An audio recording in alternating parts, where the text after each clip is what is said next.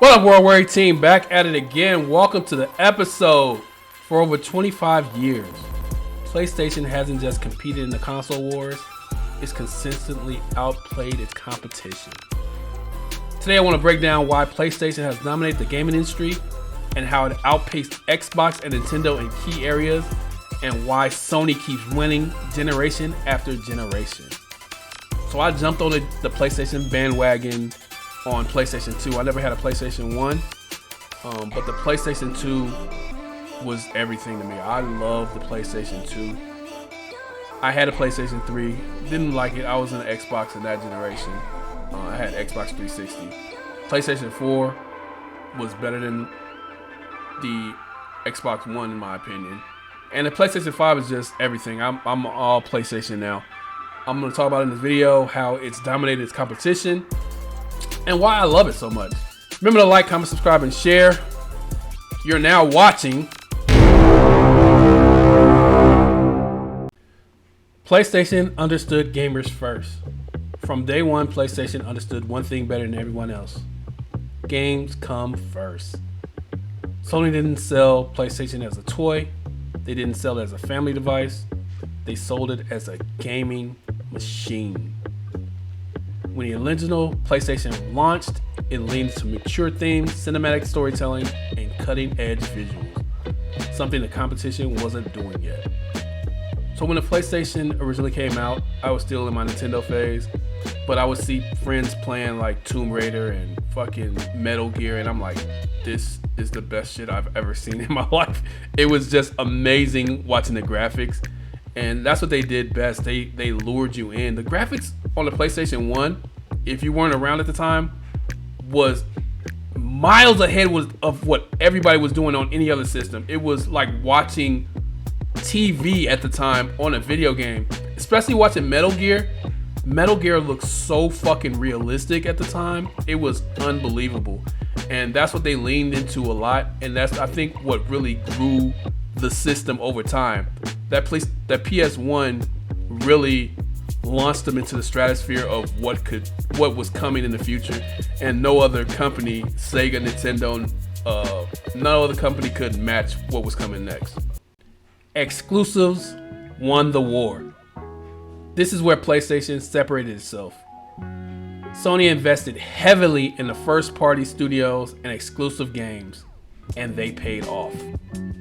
Key exclusives: God of War, The Last of Us, Marvel's Spider-Man, Uncharted, Horizon Zero Dawn. These weren't just good games, they became cultural moments.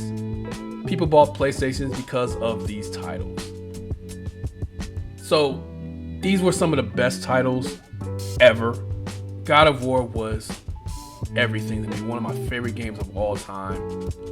And then when they got Spider-Man, it's just, they had the games that everybody wanted and they were exclusive on PlayStation. So if you wanted these titles, you had to get PlayStation, which was genius. Nobody could compete with them when it came to titles. Xbox eventually got their own stuff, but nothing compared to the titles that PlayStation was offering. And that was another one of the main keys that made PlayStation the system to get. Xbox kept changing its identity. While PlayStation doubled down on games, Xbox kept changing direction. First it was games, then it was Connect, then it was TV integration, then subscription. PlayStation stayed focused, Xbox didn't. Example, the Xbox One. The Xbox One launch damaged trust. Gamers felt like PlayStation understood them and Xbox didn't. It was a lot going with the Xbox. I was an Xbox guy for a long time. I still play some Xbox games, but I didn't get the newer Xbox that came out when the PlayStation 5 came out, because the PlayStation is better. That Connect shit, I had the Connect and I really didn't get the fascination with it. They just was doing too much, and PlayStation was focused on the games and Xbox wasn't. They was focused on everything else except for games.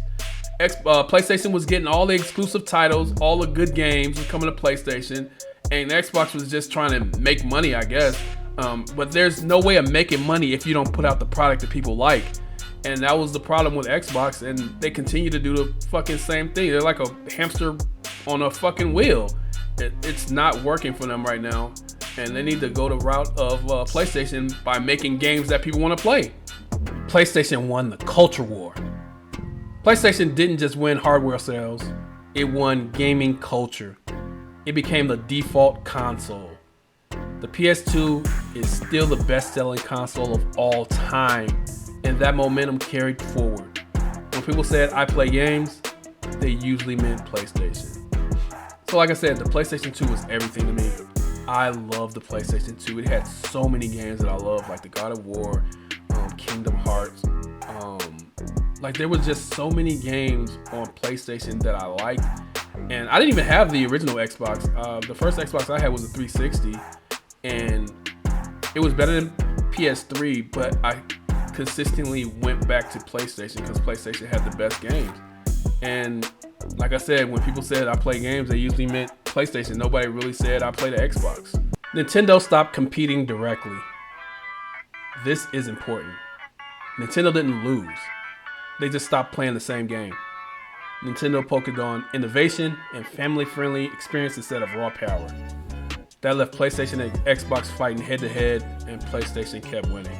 Nintendo was smart. They knew that they couldn't compete with the type of games that PlayStation was putting out, so they went back to their route of selling games, making games that people remember, making games that people love, like Zelda and Mario and what's that shit called? Smash Brothers. They went in the direction of family-friendly games, and it worked for them because the fucking Wii is like one of the highest-selling consoles ever. The Switch is fucking was selling like crazy, and the new Switch 2s came out. So they stopped competing directly because they knew they couldn't compete with them. And for some reason, Xbox never got that. Nintendo realized they couldn't compete with PlayStation, so they went their own way, and it works for them. Xbox thinks they're in direct competition with PlayStation, and it's not working at all. Everybody knows that PlayStation is the #1 console. Xbox needs to just get in their own lane, and maybe they can do something before they get wiped out completely, because they can't beat PlayStation. They just don't have the hardware or the games to compete with them.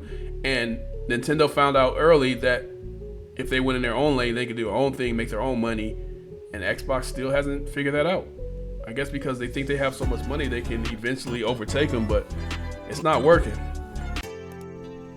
Third-party developers chose PlayStation. When developers choose a platform, success follows. PlayStation consistently became the lead platform for third-party games. Better balance, better performance, larger player base, more sales. That creates a loop where PlayStation keeps getting the best versions of games. That's what happens when you're on top. You get everybody to come to you. Everybody wants to be a part of the winning team. Xbox can't get those third-party developers to consistently come to their platform. And Nintendo knows that they just can't compete with those. So they, like I said, they do their own thing. Everybody chooses PlayStation over any other system because people are going to buy it. There's more PlayStations out there, and people are going to buy those games on PlayStation. You do have, I'm not even on front, you do have your core of Xbox people who only play Xbox and will only buy shit on Xbox. But you miss out on a lot of good games when you stay in one area. Me, myself, I'm not per se a fan of one or the other. I have both systems. I love PlayStation, and there's a lot of games on Xbox that I like Fable. So I usually get both systems, but this generation I only got the PlayStation because there was no games on Xbox that I really wanted to get. PlayStation learned from its failures. Sony hasn't been perfect. The PS3 launch was rough, it was expensive, it was complicated, but PlayStation listened. Example, PlayStation 4. The PS4 was a direct apology to gamers, and it worked. That's what a good game company does. They learn from their mistakes, because 360 killed PlayStation 3.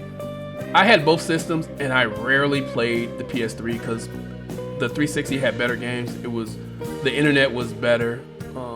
Playing online was better. Everything was better on 360. PlayStation learned. PS4 was amazing. I love my PS4. I had Xbox One and PS4, and I rarely played the Xbox One. The PS4 just was hands above or heads above, how does shit, wherever it go, it was way better than the Xbox One. I still play the PS4 games from time to time too, because you can back compatibility with PS5. So they definitely learned.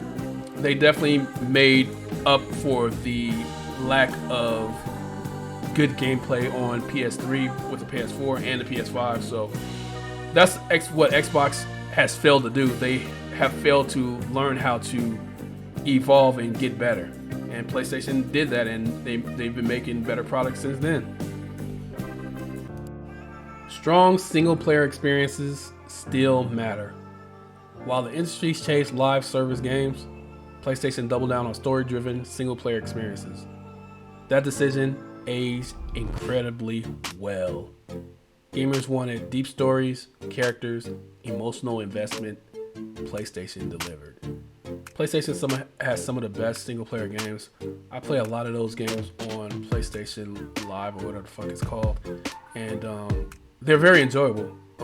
Like that Robo World or whatever the fuck that shit is called. That game is a real good game. It's a single-player game. I'm a fan of single-player games. The only games I really like playing online are sports games like baseball and NBA. But I love a great single-player story game.